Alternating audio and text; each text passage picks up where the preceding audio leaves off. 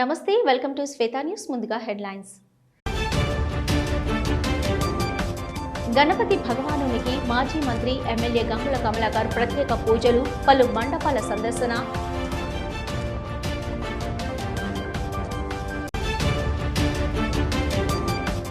ఎగువ మానేరు ప్రాజెక్టు వద్ద చిక్కుకుపోయిన 7 క్షేమం. ఆర్మీ హెలికాప్టర్లతో గాలింపు, సహాయక చర్యలు. కేంద్ర మంత్రి సంజయ్, మంత్రులు పొన్నం, అడ్లూరి అధికారుల పర్యవేక్షణ. మరో 3 రోజులు వానలు, అప్రమత్తంగా ఉండాలని వాతావరణ శాఖ హెచ్చరికలు. వినాయక చవితి పండుగ సందర్భంగా కరీంనగర్ పట్టణం భక్తి శ్రద్ధలతో నిండిపోయింది.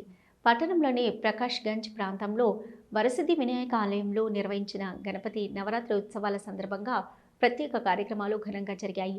ఈ సందర్భంగా ఆలయ ప్రాంగణంలో ఏర్పాటు చేసిన గణపతి భగవానునికి మాజీ మంత్రి, కరీంనగర్ ఎమ్మెల్యే గంగుల కమలాకర్ ప్రత్యేక పూజలు చేసి ఆశీర్వాదాలు పొందారు. ఇక గాంధీ రోడ్డు గణేష్ ఉత్సవ కమిటీ ఆధ్వర్యంలో గాంధీ చౌక్లో ఏర్పాటు చేసిన వినాయక మండపంలో కూడా భక్తి శ్రద్ధల మధ్య పూజలు జరిగాయి. కమిటీ అధ్యక్షులు ధీకొండ కుల్దీప్ వర్మ నాయకత్వంలో జరిగిన కార్యక్రమంలో భక్తులు పెద్ద సంఖ్యలో పాల్గొని గణపతి బప్ప మోరియా అంటూ ఆలయ వాతావరణాన్ని మారుమోగించారు. మానకొండూరు ఎమ్మెల్యే కవ్వంపల్లి సత్యనారాయణ సోదరుడు కవ్వంపల్లి రాజేశం ఇటీవల అనారోగ్యంతో మృతి చెందారు. ఈ సందర్భంగా మాజీ మంత్రి, కరీంనగర్ ఎమ్మెల్యే గంగుల కమలాకర్ వారి ఇంటికి వెళ్లి రాజేశం చిత్రపటానికి పూలమాలలు వేసి నివాళులర్పించారు. అనంతరం వారి కుటుంబ సభ్యులను పరామర్శించారు. ఈ కార్యక్రమం నగరంలోని వాల్మీకి కాలనీలో గల వారి నివాసంలో జరిగింది.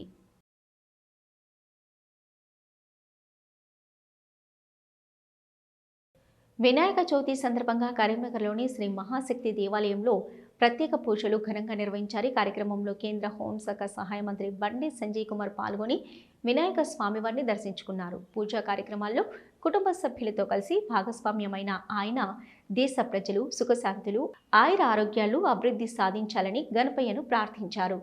ఆలయ అర్చకులు వేద మంత్రాలతో ప్రత్యేక పూజలు నిర్వహించగా భక్తులు పెద్ద సంఖ్యలో హాజరై గణపయ్యకు మొక్కులు చెల్లించారు. పండగ వాతావరణంలో భక్తులంతా ఆనందోత్సాహాలతో పాల్గొనగా మంత్రి సంజయ్ ఆలయ ప్రాంగణంలో భక్తులతో మమేకమయ్యారు.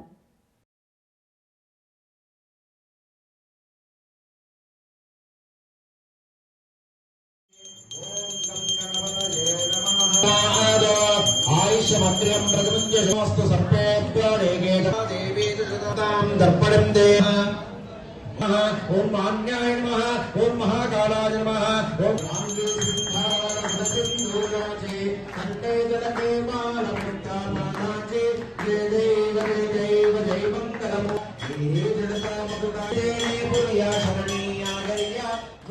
తెలంగాణకు ఆర్మీ హెలికాప్టర్ల రాక ఆలస్యంపై రక్షణ శాఖ అధికారులకు కేంద్ర మంత్రి బండి సంజయ్ చేశారు. తెలంగాణకు 3 హెలికాప్టర్లను రెడీ చేశామని చెప్పారు. ఎడతెరిపి లేకుండా వర్షాలు కురుస్తుండటంతో వాతావరణం అనుకూలించకపోవడంతో బాధిత ప్రాంతాలకు చేపల రాక ఆలస్యమవుతుందని అధికారులు వివరించారు. ప్రత్యామ్నాయ స్టేషన్ల నుంచి చేపలను రప్పించే పనిలో నిమగ్నమయ్యామని అధికారులు తెలిపారు. నాందేడు, బీదర్ స్టేషన్ల నుంచి చేపలను పంపేందుకు ప్రయత్నిస్తున్నామని అధికారులు తెలిపారు. భారీ వర్షాలతో ఎస్ఆర్ఎస్పీ, మానేరు నదులకు విపరీతంగా వరద వస్తుందని కేంద్ర మంత్రి చెప్పారు. వరద ముంపు ప్రాంతాల ప్రజలను సురక్షితంగా తరలించే ప్రక్రియను రాష్ట్ర ప్రభుత్వం యుద్ధ ప్రాతిపదికన తీసుకునే చర్యలకు పూర్తి సహాయ సహకారాలు అందించేందుకు ఎన్డీఆర్ఎఫ్ టీములు నిమగ్నమయ్యాయని తెలిపారు. వీలైనంత తొందరగా చేపలను పంపాలని కేంద్ర మంత్రి కోరారు. మరో 2 రోజుల పాటు జిల్లాలలో తేలికపాటి నుంచి మోస్తరు వర్షాలు చాలా చోట్ల కురిసే అవకాశం ఉందని వాతావరణ శాఖ అధికారులు హెచ్చరికలు జారీ చేశారు. రేపు, ఎల్లుండి రాష్ట్రంలోని చాలా జిల్లాలలో తేలికపాటి నుంచి మోస్తరు వర్షాలు కొన్ని చోట్ల కురిసే అవకాశం ఉందని పేర్కొన్నారు. కొన్ని చోట్ల అతి భారీ నుంచి అత్యంత భారీ వర్షాలు అక్కడక్కడ కురిసే అవకాశం ఉందన్నారు. ఉరుములు, మెరుపులు గంటకు 30 నుంచి 40 కిలోమీటర్ల వేగంతో ఈదురు గాలులతో కూడిన వర్షాలు అక్కడక్కడ కురిసే అవకాశం ఉందన్నారు. రాష్ట్రంలోని అన్ని జిల్లాలలో గంటకు 30 నుంచి 40 కిలోమీటర్ల వేగంతో ఈదురు గాలులు వీచే అవకాశం ఉందన్నారు. ప్రస్తుత వాతావరణ పరిస్థితులు చూసుకున్నట్లయితే నిన్నటి వరకు కొనసాగుతూ ఉన్నటువంటి తీవ్ర అల్పపీడనం ఈ రోజు ఉదయం అది బలహీనపడి అదే ప్రదేశంలో దక్షిణ ఒడిశా ఆ ప్రాంతాల్లోని అల్పపీడనంగా కేంద్రీకృతం అయ్యింది. దీని అనుబంధంగా ఉన్నటువంటి ఉపరితల ఆవర్తనం 7.6 కిలోమీటర్ల ఎత్తుగా కొనసాగుతుంది. అయితే ఇది నైరుతి దిశగా వంపు కలిగి ఉండటం వల్ల మనకు తెలంగాణ రాష్ట్రం పైన దీని ప్రభావం ఉండే అవకాశం ఉంది. మరి ఒక ఫీచర్ చూసుకున్నట్లయితే east west wind shear zone మనకి 17 డిగ్రీల నార్త్ లాటిట్యూడ్ వద్ద కేంద్రీకృతం అయ్యింది. వీటి ప్రభావం వల్ల మనకు ఈ రోజు తెలంగాణ రాష్ట్రంలో విస్తారంగా తేలికపాటి నుంచి మోస్తారు వర్షాలు కురిసే అవకాశాలు ఉన్నాయి. అట్లాగే రేపు కూడా చాలా చోట్ల తేలికపాటి నుంచి మోస్తారు వర్షాలు ఉండే అవకాశాలు కనిపిస్తున్నాయి. అయితే ఈ రోజు తెలంగాణ రాష్ట్రానికి రెడ్ వార్నింగ్, రేపు ఎల్లో వార్నింగ్ జారీ చేయగా ఈ రోజు తెలంగాణ రాష్ట్రంలో 4 జిల్లాలైనటువంటి నిజామాబాద్, కామారెడ్డి, నిర్మల్, జగిత్యాల ప్రాంతాలకు రెడ్ వార్నింగ్స్ జారీ చేయగా దాని సరిహద్దు జిల్లాలైనటువంటి వికారాబాద్, సంగారెడ్డి, మెదక్, రాజన్న సిరిసిల్ల, సిద్దిపేట్, కరీంనగర్, పెద్దపల్లి, ఆదిలాబాద్, కొమరంభీం, మంచిర్యాల్, ఇలా తూర్పు జిల్లాలు చూసుకుంటే జయశంకర్ భూపాల్పల్లి, మూల్గు, వరంగల్, హన్మకొండ, అట్లాగే ఈ మహబూబాబాద్ ప్రాంతాలకు heavy to very heavy orange warnings జారీ చేయడం జరిగింది. మిగతా ప్రదేశాల్లోని ఈ రోజు వర్షపాతం తగ్గుముఖం పట్టి కొన్ని ప్రాంతాల్లో మనకి మహబూబ్ నగర్ ఆ ప్రాంతాల్లోని కొంచెం డ్రై కండిషన్స్ ఉన్నప్పటికీ హైదరాబాద్ పరిసర జిల్లాలో తేలికపాటి వర్షం కానీ, మోస్తారు వర్షం కానీ, ఒక్కొక్కప్పుడు డ్రిజిల్ కూడా సాయంత్రం పూటకు కానీ రాత్రి పూటకు కానీ ఉండే అవకాశాలు కనిపిస్తున్నాయి. ఇది మనకు ఈ అల్పపీడనం ఏదైతే ఉందో రేపు మనకు అది ఛత్తీస్గఢ్ మీదుగా పశ్చిమ వాయు దిశగా మధ్యప్రదేశ్ ప్రాంతాలకు వెళ్ళే అవకాశాలు ఉన్నందున దీని ప్రభావం మనకు తెలంగాణ పైన రేపటి నుంచి ఉత్తర జిల్లాల్లో మాత్రమే ఎక్కువగా కనిపించే అవకాశం ఉంది. ఈ వాయు జిల్లాల్లోని దాని సరిహద్దు సెంట్రల్ జిల్లాల్లో కూడా తేలికపాటి నుంచి మోస్తారు వర్షాలు ఉండే అవకాశాలు ఉన్నాయి. మిగతా ప్రదేశాల్లో డ్రై కానీ అట్లాగే లైట్ టు మోడరేట్ రెయిన్స్ కానీ కంటిన్యూ అయ్యే ఛాన్సెస్ ఉన్నాయి. అయితే మనకు ఈ ఎల్లో వార్నింగ్స్ జారీ చేసిన జిల్లాలు ఎక్కువగా ఆదిలాబాద్, కుమ్రంభీం, మంచిర్యాల్, జయశంకర్ భూపాల్పల్లి, మూల్గు, మహబూబాబాద్ ప్రాంతాల్లో ఎక్కువగా అవకాశాలు కనిపిస్తున్నాయి. నమస్కారం. జగిత్యాల జిల్లాలో నిన్నటి నుంచి ఎడతెరిపి లేకుండా కురుస్తున్న వర్షాల వల్ల లోతట్టు ప్రాంతాల ప్రజలు అప్రమత్తంగా ఉండాలని రాష్ట్ర ఎస్సీ ఎస్టీ మైనార్టీ సంక్షేమ శాఖ మంత్రి అడ్లూరి లక్ష్మణ్ కుమార్ పేర్కొన్నారు. అధికారులు ఎక్కడ ఎలాంటి సమస్య రాకుండా ఎప్పటికప్పుడు సత్వరమే స్పందించాలని ఆదేశించారు. ఎలాంటి ఆస్తి ప్రాణ నష్టం జరగకుండా ముందు జాగ్రత్త చర్యలు చేపట్టాలని సూచించారు. ఎగువ ప్రాంతాల్లో కురుస్తున్న భారీ వర్షాల కారణంగా గోదావరికి వస్తున్న భారీ వరద దృశ్యం గురువారం ధర్మపురి గోదావరి నది, ధర్మపురి మండలం నేరెళ్లలో, జగిత్యాల మండలం అనంతరం బ్రిడ్జి రాయికల్ మండలం రామోజీపేట బ్రిడ్జి ఇటిక్యాలలో లెవెల్ బ్రిడ్జిని రాష్ట్ర సంక్షేమ శాఖ మంత్రి అడ్లూరి లక్ష్మణ్ కుమార్, జగిత్యాల జిల్లా కలెక్టర్ సత్యప్రసాద్, జిల్లా ఎస్పీ అశోక్ కుమార్తో కలిసి పరిశీలించారు. ఈ కార్యక్రమంలో జగిత్యాల ఆర్డీఓ మధుసూదన్, నీటిపారుదల శాఖ అధికారులు, మున్సిపల్ కమిషనర్, ఎంపీడీఓ, తహసీల్దార్లు, పోలీస్ సిబ్బంది, సిఐఎస్ఐ మరియు సంబంధిత అధికారులు పాల్గొన్నారు. నర్మల వరద ప్రాంతాల్లో చిక్కుకున్న బాధితులను సురక్షితంగా ఒడ్డుకు చేర్చేందుకు మరికొద్ది సేపట్లో హకీంపేట నుంచి బయలుదేరనున్న ఆర్మీ హెలికాప్టర్ ఏర్పాటు చేయవలసిందిగా మంత్రులను కోరిన రాష్ట్ర ప్రభుత్వ విప్ ఆది శ్రీనివాస్, కేకే మహేందర్ రెడ్డి రక్షణ శాఖ మంత్రితో మాట్లాడి ఏర్పాటు చేసిన బీసీ సంక్షేమ శాఖ మంత్రివర్యులు పొన్నం ప్రభాకర్ గౌడ్. కరీంనగర్ జిల్లా కలెక్టర్ శ్రీమతి పమేలా సత్పతికి పలువురు అధికారులు, జిల్లా ప్రజలు జన్మదిన శుభాకాంక్షలు తెలిపారు. కరీంనగర్ జిల్లాలో మీరు చేపడుతున్న అభివృద్ధి కార్యక్రమాలు అభినందనీయమని తెలిపారు. ప్రభుత్వ పరంగా చేపడుతున్న అభివృద్ధి కార్యక్రమాలు ప్రజలకు అందే విధంగా ఆమె చేస్తున్న కృషికి కృతజ్ఞతలు తెలిపారు. భారీ వర్షాలతో ఉమ్మడి కరీంనగర్ జిల్లాలో వరదలు ఉగ్రరూపం దాల్చాయి. లోతట్టు గ్రామాలు ముంపులో కొట్టుకుపోతూ ప్రజలు తీవ్ర ఇబ్బందులు పడుతున్నారు. రాజన్న సిరిసిల్ల జిల్లా గంభీరావుపేట మండలంలోని నర్మల ఎగువ మానేరు ప్రాజెక్టు కిక్కిరిసి ప్రవహిస్తూ ప్రమాదకర స్థితి నెలకొంది. వాగులు, వంకలు ఉప్పొంగి పంట పొలాలు నష్టపోయాయి. అధికారులు ప్రజలకు అప్రమత్తంగా ఉండాలని సూచిస్తున్నారు.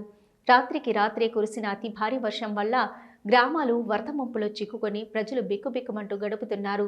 పండుగ పూట ఆనందం లేకుండా ప్రాణాలు అరిచేతిలో పెట్టుకొని గడపాల్సిన పరిస్థితి ఏర్పడింది. వంట లేదు, కరెంటు లేదు, తినడానికి ఆహారం లేదు, తాగడానికి నీళ్లు లేవు. చుట్టూ నీళ్లున్నా తాగడానికి మంచినీళ్లు లేక ఆందోళనలో ఉన్నారు గ్రామస్తులు. వర్షం తెరపనివ్వకపోవడంతో సహాయక చర్యలకు కూడా అంతరాయం ఏర్పడుతుంది. అల్పపీడనం కారణంగా వర్షాలు వస్తాయని ముందే హెచ్చరిక ఉన్నా ఈ స్థాయిలో అతి భారీ వర్షం కురుస్తుందని ఎవరూ ఊహించలేదు. ఇక మరో 2 రోజుల పాటు వర్షాలు కొనసాగుతాయన్న వాతావరణ శాఖ హెచ్చరికతో ఇప్పటికే నష్టపోయిన ప్రజల్లో ఆందోళన మరింత పెరిగింది.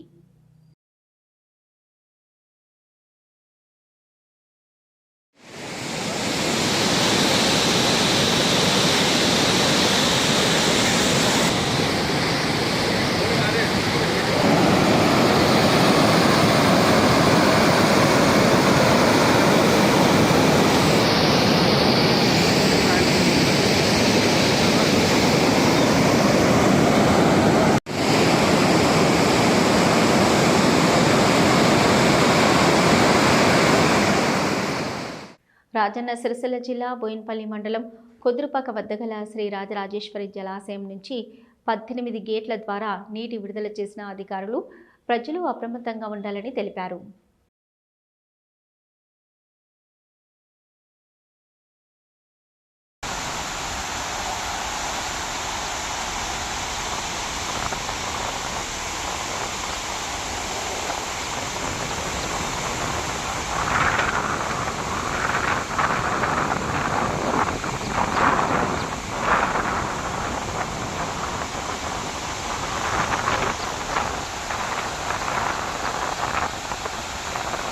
సిద్దిపేట జిల్లా బెజ్జంకి మండల కేంద్రంలో యంగ్ స్టార్ యూత్ క్లబ్ ఆధ్వర్యంలో వినాయక చవితి సందర్భంగా గత 40 ఏళ్లుగా వినాయక మండపాన్ని ప్రతిష్ఠించడం విశేషం. 1980వ దశకంలో కొంతమంది యువకులు కలిసి ప్రారంభించిన ఈ సాంప్రదాయం నేటికి ఉత్సాహంగా కొనసాగుతుండడం గమనార్హం. ప్రారంభంలో క్లబ్ స్థాపక సభ్యులు ముందుండగా కాలక్రమేణా వారి వారసులు కూడా అదే జోష్తో కార్యక్రమాన్ని కొనసాగిస్తూ సమాజానికి ఆదర్శంగా నిలుస్తున్నారు. ప్రతి సంవత్సరం ప్రతిమ ప్రతిష్టతో పాటు ప్రత్యేక పూజలు, అర్చనలు, సాంస్కృతిక కార్యక్రమాలు నిర్వహించడం ద్వారా పండగ వాతావరణాన్ని మరింత శోభాయమానంగా మార్చుతున్నారు. స్థానిక ప్రజలు, గ్రామ పెద్దలు, యువత పెద్ద ఎత్తున పాల్గొని ఈ ఉత్సవాన్ని విజయవంతం చేస్తున్నారు. సమాజంలో ఐక్యత, సాంస్కృతిక విలువలు, భక్తి భావన పెంపొందించడంలో ఈ వినాయక మండపం కీలక పాత్ర పోషిస్తుంది. భవిష్యత్తు తరాలు కూడా ఇదే ఉత్సాహంతో ఈ సాంప్రదాయాన్ని కొనసాగిస్తాయని నిర్వాహకులు విశ్వాసం వ్యక్తం చేశారు.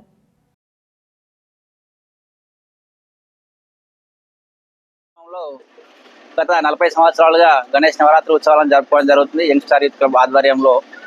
ఇది మా తాతల కాలం నుంచి దాదాపు 40 సంవత్సరాలు జరుపుకోవడం జరుగుతుంది. ఇప్పటి వరకు ఎలాంటి ఆటంకాలు లేకుండా ఆ స్వామివారి ఉత్సవాలను అంగరంగ వైభవంగా జరుపుకుంటూ వస్తున్నాము.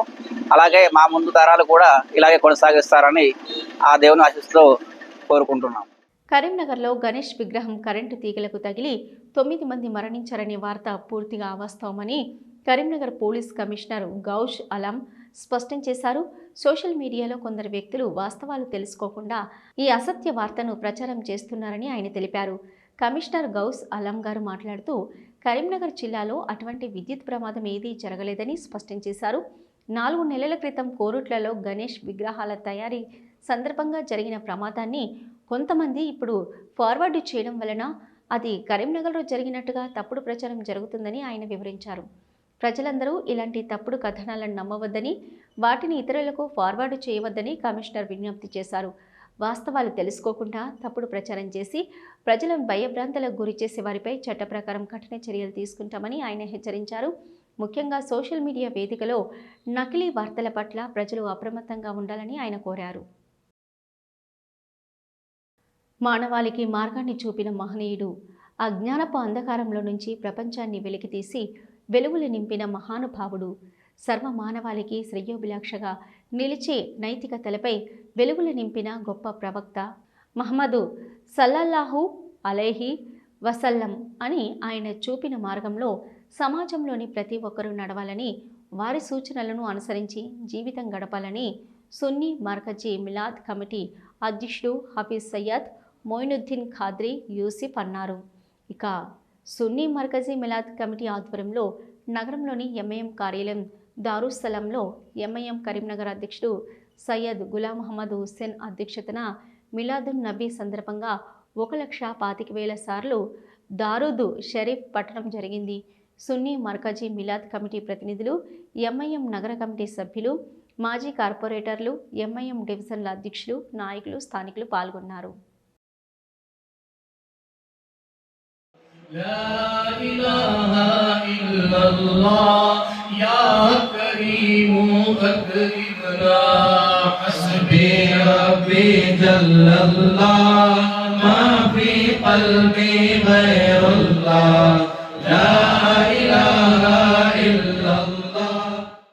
ఉమ్మడి ఆంధ్రప్రదేశ్లో నాటి తెలుగుదేశం ప్రభుత్వ హయాంలో ముఖ్యమంత్రిగా ఉన్న నారా చంద్రబాబు నాయుడు ప్రపంచ బ్యాంకు విధానాలకు తలొగ్గి విద్యుత్ ఛార్జీలు పెంచాడని, ఛార్జీలు తగ్గించాలని డిమాండ్ చేస్తూ ఉధృతంగా నిర్వహిస్తున్న వామపక్షాల పోరాటాలను అణచివేసేందుకు పోలీసులచే 3 కాల్చి చంపారని, ఆ పోరాట అమరవీరుల స్ఫూర్తితో ప్రజల కోసం మరిన్ని ప్రజా పోరాటాలకు సిద్ధమవుతామని సిపిఐ జిల్లా కార్యదర్శి పంజాల శ్రీనివాసులు, మిల్కూరి వాసుదేవారెడ్డిలు తెలిపారు.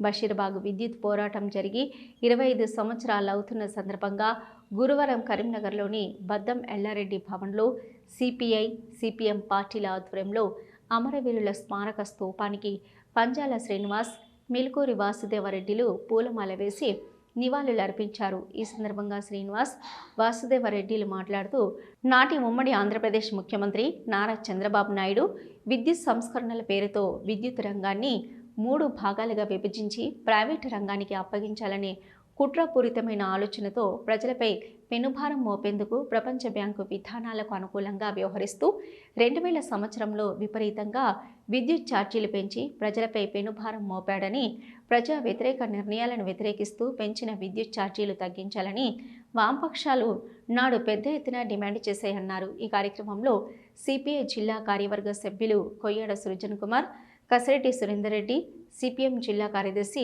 వర్గ సభ్యులు గుడిగంతుల సత్యం, సిపిఐ రాష్ట్ర కౌన్సిల్ సభ్యులు కసిరెడ్డి మణికంఠారెడ్డి, సిపిఎం జిల్లా నాయకులు పైడిపల్లి రాజు, గుగులోతు తిరుపతి నాయక్, బూడిద సదాశివ, గజ్జల శ్రీకాంత్, కూన రవి, కాంపెల్లి అరవింద్, కసిబోజుల సంతోషచారి, అజయ్, సాంబయ్య, ప్రజ్వల్ తదితరులు పాల్గొన్నారు.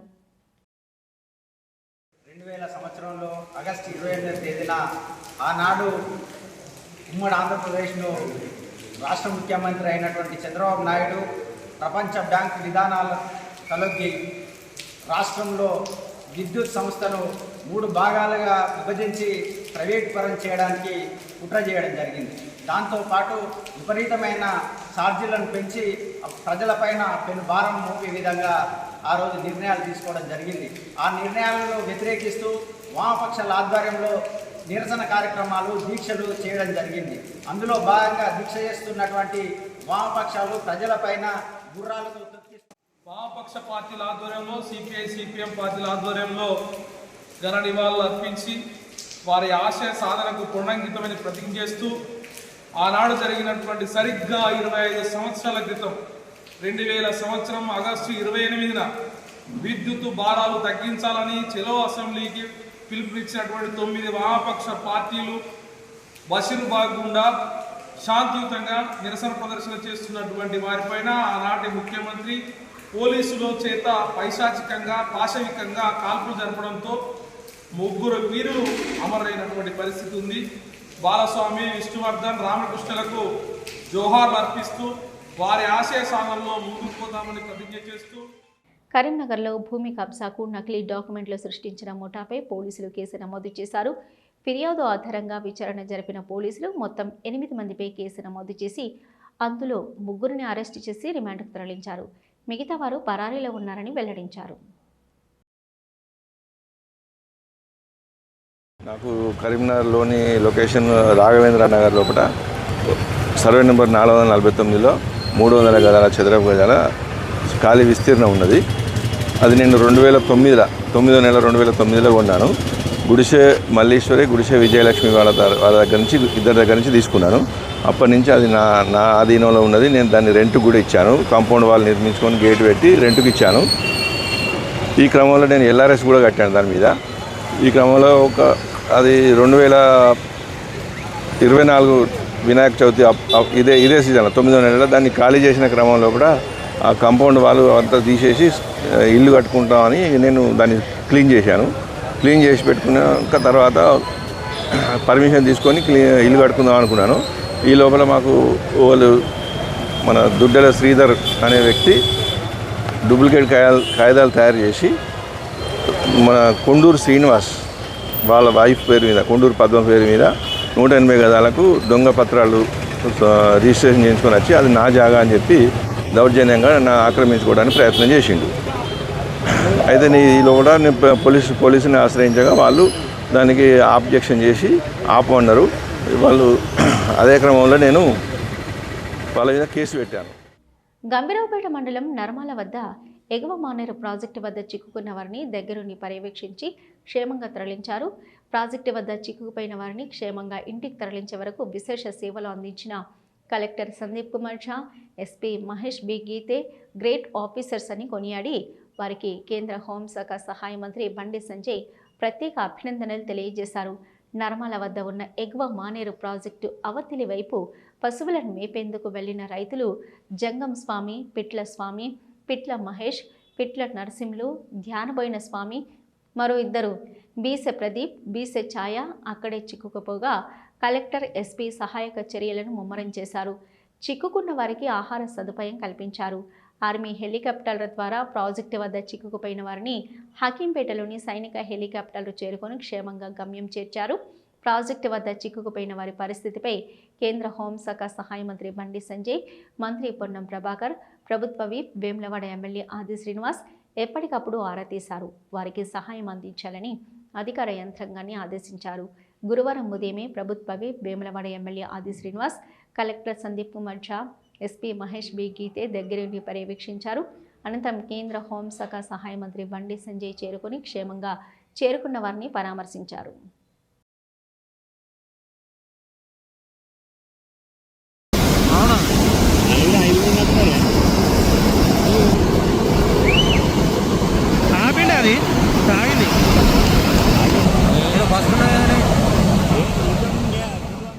ప్రభుత్వం తీసుకున్న ఓ నిర్ణయం ఆ చేనేత సహకార సంఘానికి శాపంగా పరిణమించింది. 4 మాసాల క్రితం వరకు టక్ టక్ మంటూ మగ్గాల శబ్దాలతో సందడిగా ఉండే ఆ సంఘం ఇప్పుడు కార్మికులు లేకుండా పోయి నిర్మానుష్యంగా మారింది. బట్టల నేతతో కలర్ఫుల్గా ఉండే మగ్గాలు బూజుపట్టగా నేసిన వస్త్రాలు మూలన పడి పట్టించుకునేవారు కానరాక చెదలు పట్టిపోతున్నాయి. ఇప్పటికైనా పాలకులు స్పందించి చేనేత సంఘం తిరిగి పనిచేసేలా చర్యలు తీసుకొని తమకు ఉపాధి కల్పించాలని అక్కడి కార్మికులు వేడుకుంటున్నారు. ఇందుకు కావలసిన శిక్షణను ప్రభుత్వం ఇప్పించాలంటూ కోరుతున్నారు. ప్రభుత్వం చెప్పే వస్త్రాల నేతలు అనుభవం లేక ఆదాయము రాక ఆర్థికంగా ఇబ్బందులు పడుతున్న చేనేత సహకార సంఘం కార్మికుల ఆకలి కేకలపై స్పెషల్ రిపోర్ట్. బూజు పట్టిన చేనేత మగ్గాలు, చెదలు పడుతున్న ఈ బట్టల గుట్టలతో కనిపిస్తున్న ఈ సంఘం జమ్మికుంట కొత్తపల్లికి చెందిన బాలాజీ చేనేత సహకార సంఘం గత 4 దశాబ్దాలుగా వందలాది మందికి ప్రత్యక్షంగా పరోక్షంగా ఉపాధిని కల్పించిన ఘన చరిత్ర ఈ సంఘం సొంతం. ఈ సహకార సంఘంలో సుమారు 50 మంది కార్మికులు వివిధ రకాల బట్టలు నేస్తూ కుటుంబాన్ని పోషించుకునేవారు. ఇలా పచ్చగా సాగుతున్న చేనేత సహకార సంఘానికి గత 4 నెలల క్రితం ప్రభుత్వం తీసుకున్న ఓ నిర్ణయం కష్టాలను తెచ్చిపెట్టింది.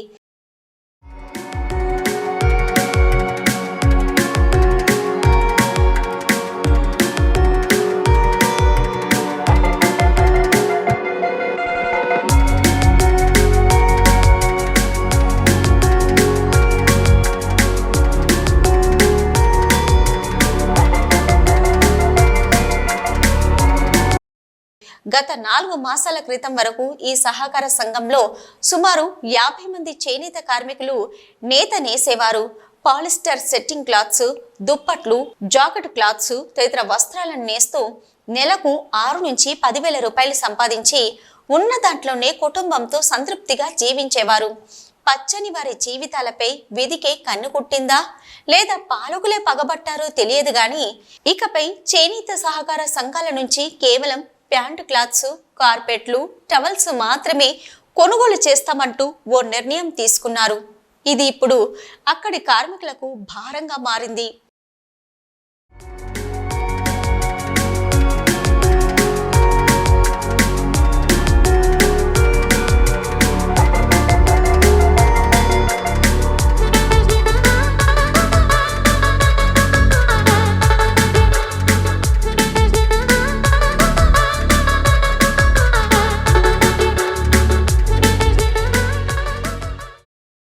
అప్పటి వరకు ఉన్న దాంట్లో కొద్దో గొప్ప సంపాదించుకొని ప్రశాంతంగా బతికిన చేనేత కార్మికులకు ప్రభుత్వ నిర్ణయం మూలిగే నక్కపై తాటిపండు పడ్డ చందంగా మారింది.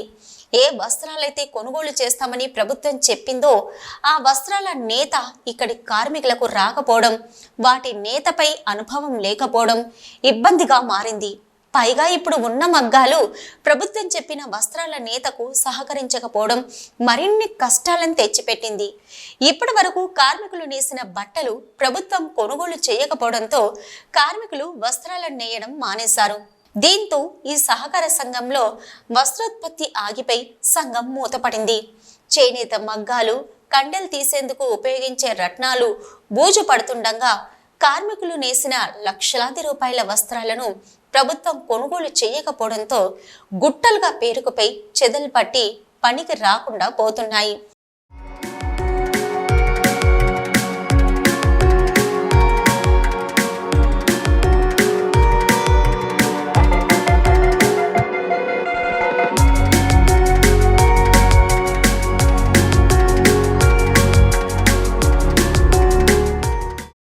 చేనేత సహకార సంఘం మూతపడ్డంతో అప్పటి వరకు దానిపై ఆధారపడి బతుకుబండి లాగించిన కార్మికుల బతుకులు భారంగా మారాయి. ఉపాధిపై రాబడి లేక ఆకలికి అలమటించే పరిస్థితులు నెలకొన్నాయి. ఇన్నాళ్ళు సంఘంపై ఆధారపడ్డ కార్మికులు ప్రతినిత్యం సంఘం వద్దకు వచ్చి మూతపడ్డ సంఘాన్ని చూసి బాధగా వెనుతిరుగుతున్నారు. పాలకుల మనస్సులు మారి తమ జీవితాల్లో పూర్వ వైభవం తీసుకురాకపోతారా అంటూ ఆశగా నిరీక్షిస్తున్నారు.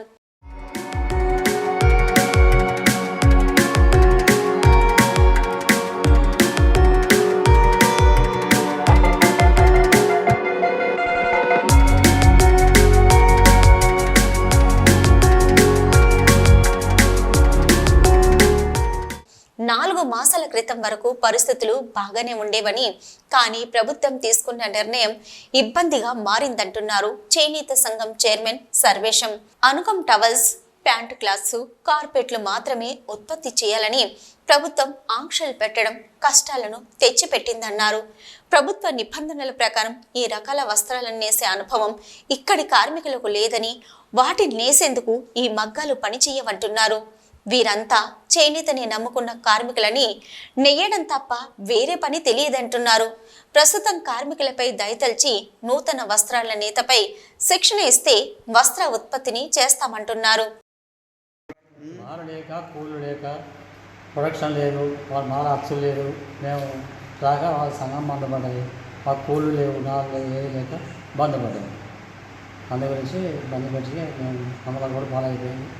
చేస్తాను మూడు అవ్వదట్టు అయిపోయింది. 3 నెలలు అయిపోయింది.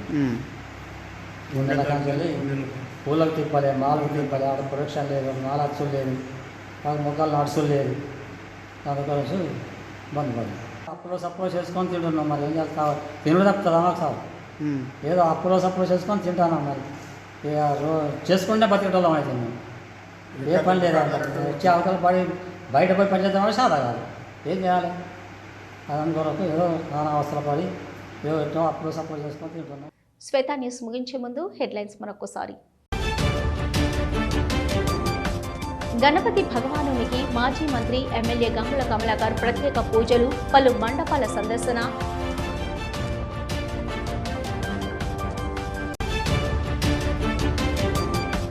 ఎగువ మానేరు ప్రాజెక్టు వద్ద చిక్కుకుపోయిన 7గురు క్షేమం. ఆర్మీ హెలికాప్టర్లతో గాలింపు, సహాయక చర్యలు. కేంద్ర మంత్రి సంజయ్, మంత్రులు పొన్నం, అడ్లూరి అధికారుల పర్యవేక్షణ. మరో 3 రోజులు వానలు, అప్రమత్తంగా ఉండాలని వాతావరణ శాఖ హెచ్చరికలు. ఇవి ఇప్పటివరకున్న శ్వేత న్యూస్. నమస్తే.